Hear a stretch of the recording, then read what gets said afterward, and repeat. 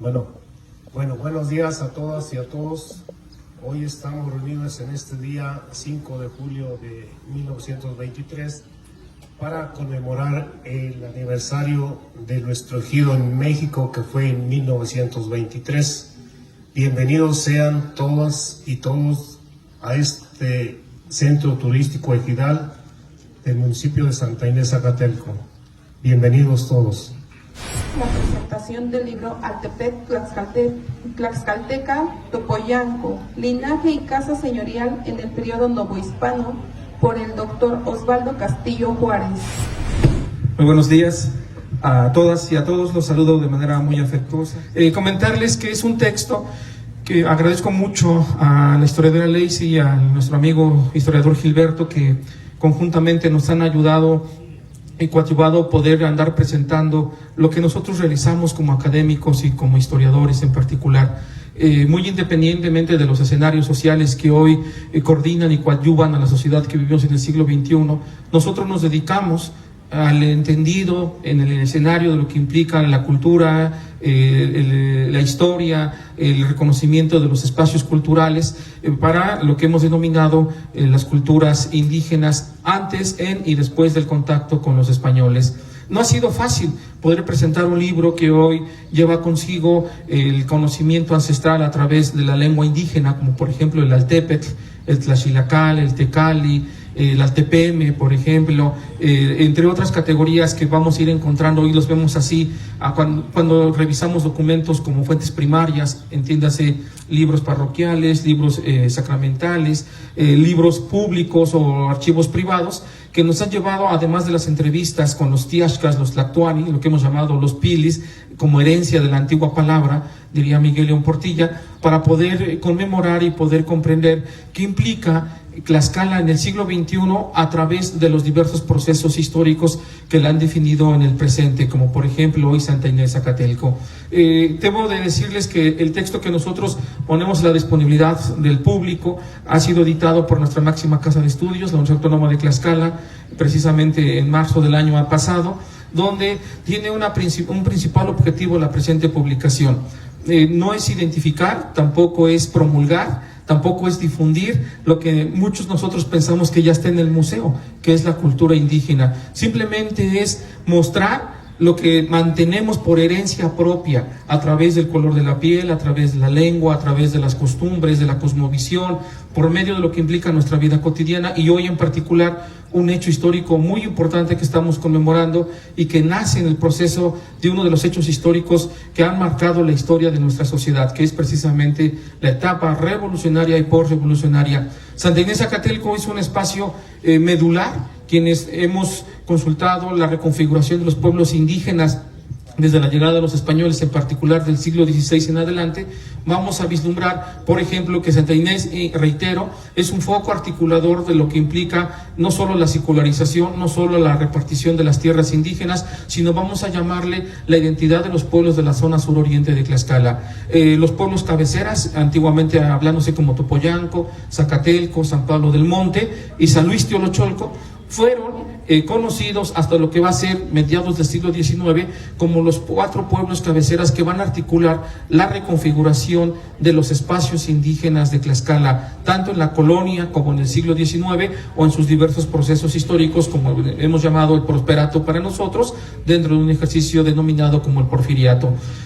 Hoy he escuchado que el comisariado ha referenciado un hecho muy importante, el año de 1923, como un momento que ojalá Santa Inés Zacatelco no solo recuerde como una herencia del pasado que pues solo se le van a llevar el viento, sino tenemos que ir vislumbrando que hoy la presentación de nuestras ponencias a través de nuestros invitados y también de las publicaciones de los pequeños libros que ponemos a su gran disponibilidad llevan consigo que en Tlaxcala no es parte de un museo de la identidad del ser, vamos a llamarle de Zacatelco, de Topoyanco, de otro pueblo, sino tenemos que irlo evidenciando a través de los usos y costumbres que hoy nos van articulando, como por ejemplo la utilidad de los barrios, los pueblos cabecera, los pueblos sujetos, que todavía son denominaciones que existen, y más aún lo que implicaría tener en cuenta la existencia de un comité ejidatario que articula o vigila, vamos a llamarle, o ejecuta las viejas cosmovisiones que en la Revolución Mexicana se van a poner como evidencia. Es decir,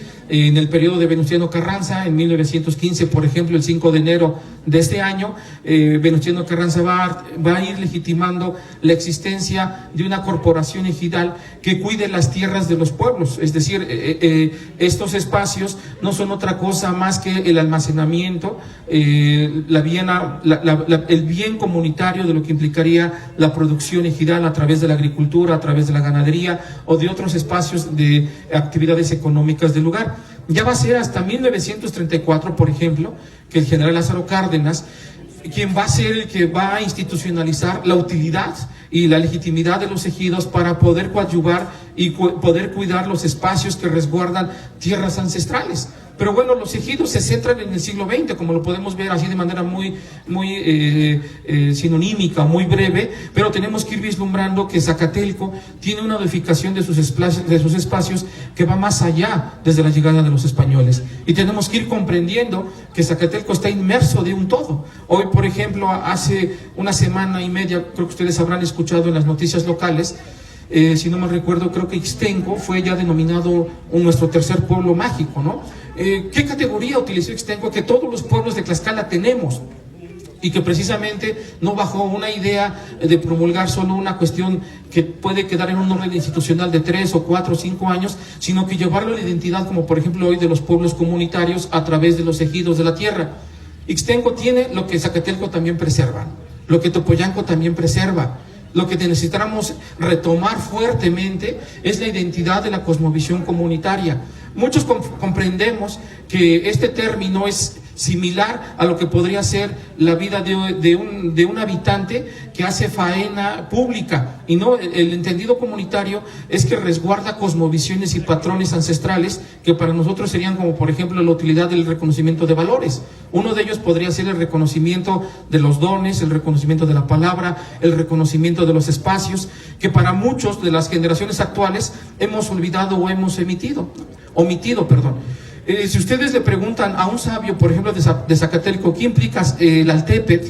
Para él no va a ser la división de lo que nosotros hemos denominado la cuestión territorial o espacial, sino que cada sabio o cada herencia ancestral, desde el punto de vista lingüístico, va a tener una dosificación o una interpretación o traducción diferente de los términos.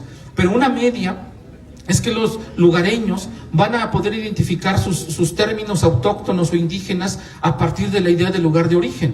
Por ejemplo, en el caso de los pueblos de la zona suroriente de Tlaxcala, el Altépetl no significa la división territorial como nosotros lo vemos a través de las fuentes documentales o fuentes primarias, sino que el Altépetl significa hacer la faena o hacer la limpieza del espacio. Que 2 veces o 3 veces por año los habitantes de un lugar afín tienen que tener así como está el calendario agrícola, tienen que desarrollarlo en él, la limpieza, por ejemplo, de ¿qué les parece? De las tierras de comunidad, tienen que limpiar las acequias, tienen que limpiar, por ejemplo, los calales, tienen que limpiar los procesos los territorios que enmarcan un espacio que lleva una toponimia y una nomenclatura. Hoy nosotros cuando hablamos de hacer faena lo dejamos casi sujeta a un entendido de orden institucional que casi nos obliga y nos motiva a tener limpia nuestra calle o limpia nuestra parcela o bien nuestro barrio. Sin embargo, tenemos que comprender que hoy la cosmovisión se representa no solamente en el uso de los apellidos o en la cuestión barrial, sino tenemos que verla desde la conformación y la existencia de gremios, de ejidos, de grupos comunitarios que llevan consigo la articulación de un espacio en el orden temporal. Y por ejemplo, el libro que hoy nosotros les presentamos y lo dejamos a su disponibilidad es comprender un espacio geográfico de Tlaxcala en el concierto del orden global. ¿Qué nos interesa como investigadores cuando nosotros mostramos al público algo que parecería entenderse que ya está muerto, algo que ya está alejado? Simple y sencillamente nosotros lo vemos como una idea de renombrar de reexistir ante un contexto de capitalismo galopante o insensible, bajo una idea de que todavía tenemos divisiones comunitarias muy bien establecidas. Y por ejemplo, hoy, insisto, la conmemoración a 100 años de la conformación de los ejidos, en el caso de Zacatelco y en el caso de Tlaxcala, tiene consigo comprender cómo se fueron reconfigurando los pueblos indígenas desde la llegada de los españoles. Y bueno, para poder dejarles el antecedente de este texto, que no vengo pues a narrarles de manera detallada el libro, sino hacerles la invitación a que lo lean, a que lo consulten, a que puedan identificar y sentirse del lugar de origen, lo que hemos llamado nosotros la matria en lugar de la patria, lo que nos hace sensible ante lo que es la montaña, ante lo que es la parcela, ante lo que es el tequit, por ejemplo, que hoy, en este momento en Zacatelco, existen nomenclaturas o existen toponimias que no solo tienen que ver con la idea del papel, sino tienen vida cotidiana constante. Ustedes lo han de observar, ¿no? En la parte, por ejemplo, ¿qué les parece culturalmente hablando religiosa? Los barrios estructuran una fiscalía, una mayordomía, unos devotados, siguiendo precisamente la redistribución barrial que tiene Santa Inés Zacatelco en el presente.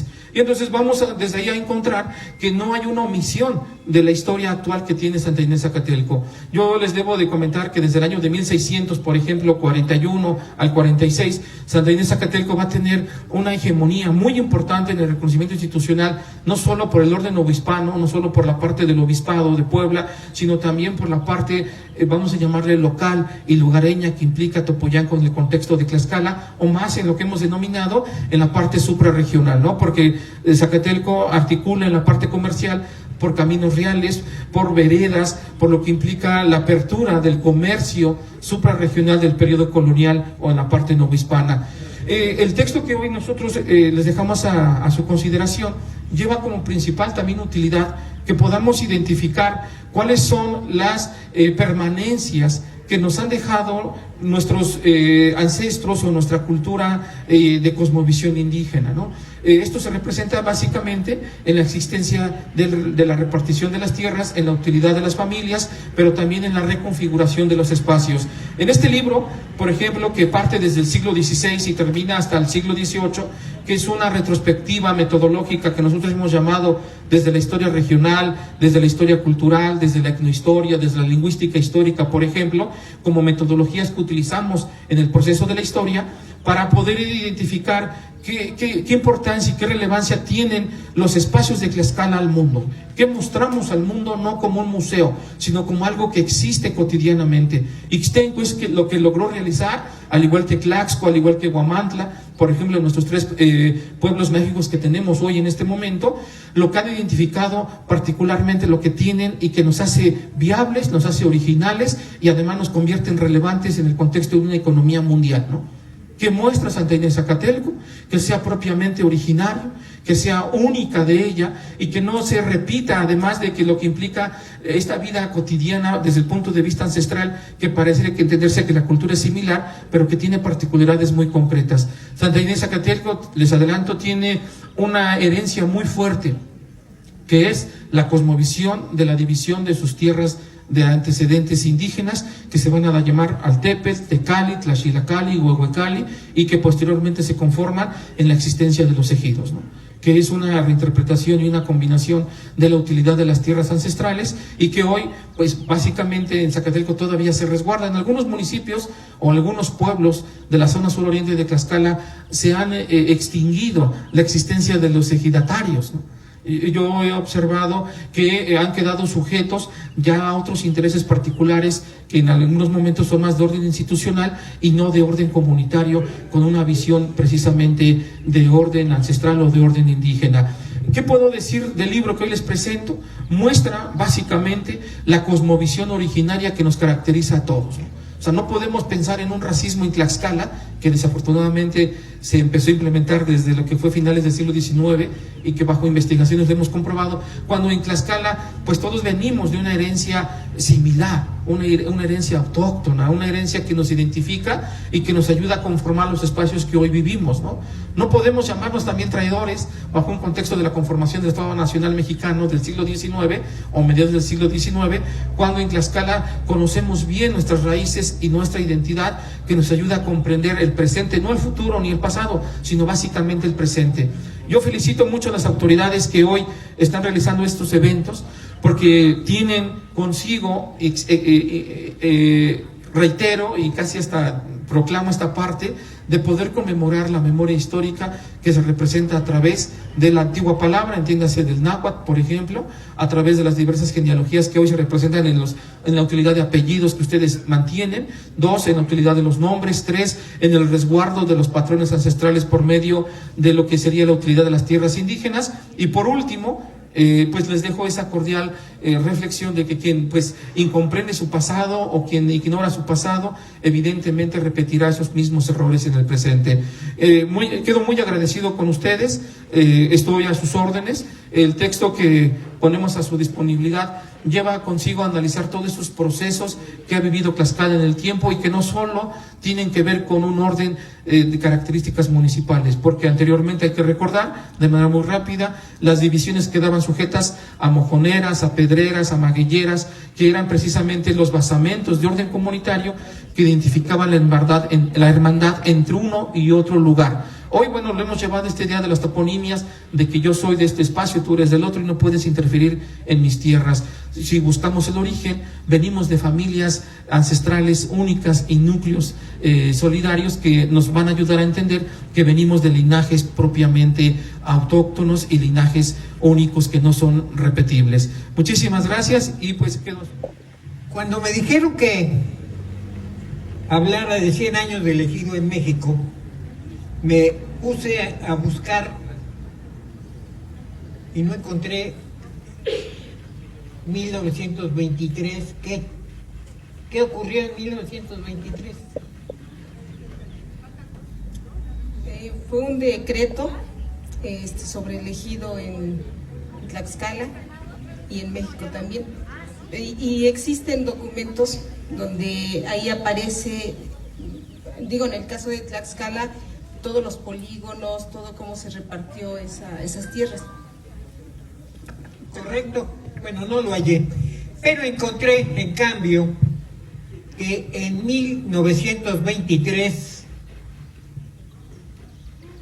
sufrió un atentado mortal Pancho Villa.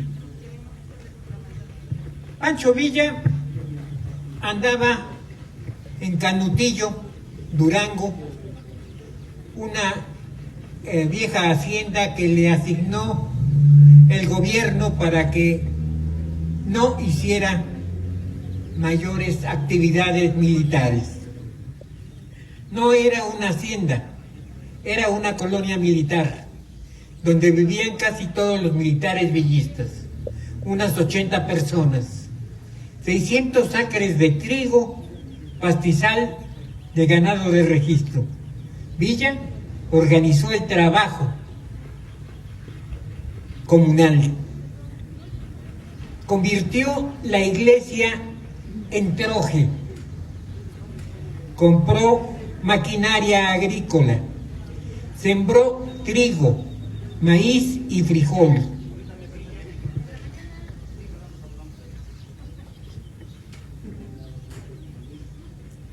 Fundó un banco de crédito agrícola, casas para los ejidatarios, instaló talleres de carpintería y zapatería, una escuela para los niños. Asistían 300 chiquillos de los alrededores de Canutillo, que él había fundado en 1913 como gobernador interino. Villa les proporcionó despensa, alimentación, alojamiento y compensaciones a los maestros, que fueron 5, no 4. Villa hizo también la escuela nocturna para los trabajadores de la hacienda y para la escolta que lo acompañaba. Buscaba que México fuera un país sin hambre, sin explotaciones ni explotados. Una educación creciente que formara a los niños como hombres de bien.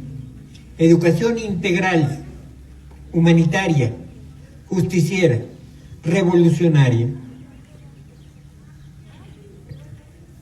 Pancho Villa nace el 5 de junio de 1878 y fallece en Hidalgo del Parral, Chihuahua, el 20 de julio de 1923, de 16 balazos.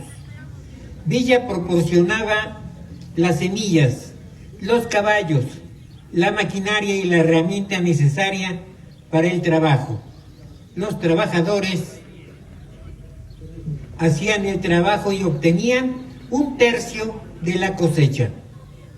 En la tienda los productos se vendían al costo, mientras que los productos que se producían en la hacienda eran gratuitos para los trabajadores.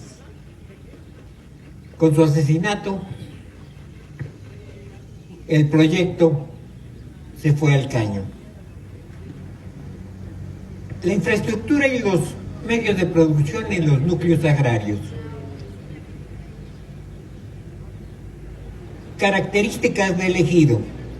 Los ejidos y comunidades agrarias son la forma de tenencia de la tierra que abarca mayor superficie en el campo mexicano. Ellos ofertan una importante producción agropecuaria y en el suelo está la mayor parte de los montes, áreas forestales, manglares, costas, agua, minas y diversos atractivos turísticos. Estos tipos de propiedad tienen un gran potencial económico y ecológico, aunque la mayor parte tiene grandes carencias que dificultan la producción agropecuaria y forestal. Son muy heterogéneas las dotaciones de recursos, al grado de que solo 1/4 parte de ellos dispone de condiciones adecuadas productivas. Alberga la mayor parte de la población rural. Urge un desarrollo